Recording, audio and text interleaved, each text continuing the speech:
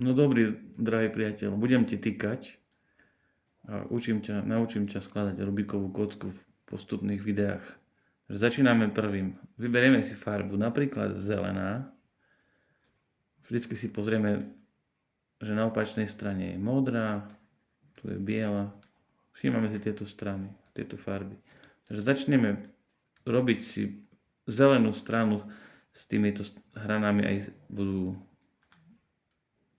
Tieto strany budú rovnaké ako tieto stredy. Takže ako sa to začína? Takže zoberme si napríklad túto zelenú, ako som vravel. Všímaš si len to, čo ti ukazujem, nič iné. Dáme si oproti zelenej, tieto zelené body, nájdeme si ich na kocke a vložíme si ich ku zelenej strane. Ku modrej strane teda. Ja potom všetko hodím ešte do popisu, to video. A máme tu takýto kríž, vznikol. To si všetko poskúšaj. Teraz, keď už máme toto, tak si predložíme stred, je oranžový, ale potrebujeme žltý. Tak si ho dáme ku žltej a hodíme túto stranu dole. Je tam pri žltej a je v strede.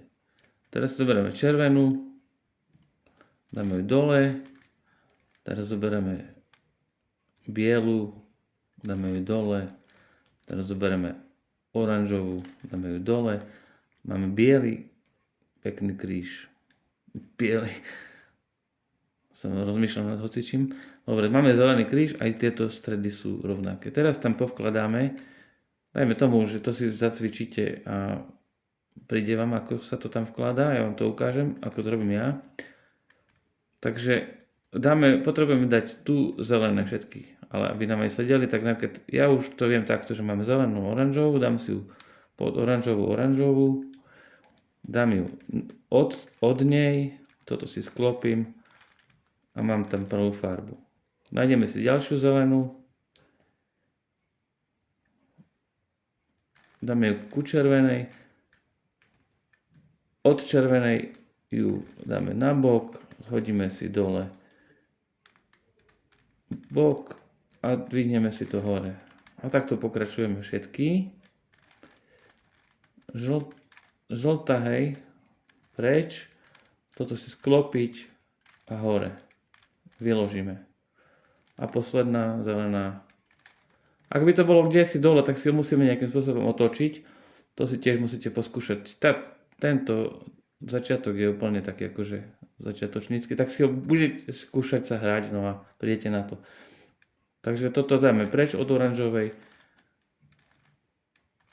a máme urobený vrch, v tomto prípade zelený, sú tu aj tieto tečka, sedia nám, hej. Toto tu si nevšímame, všímame si len toto.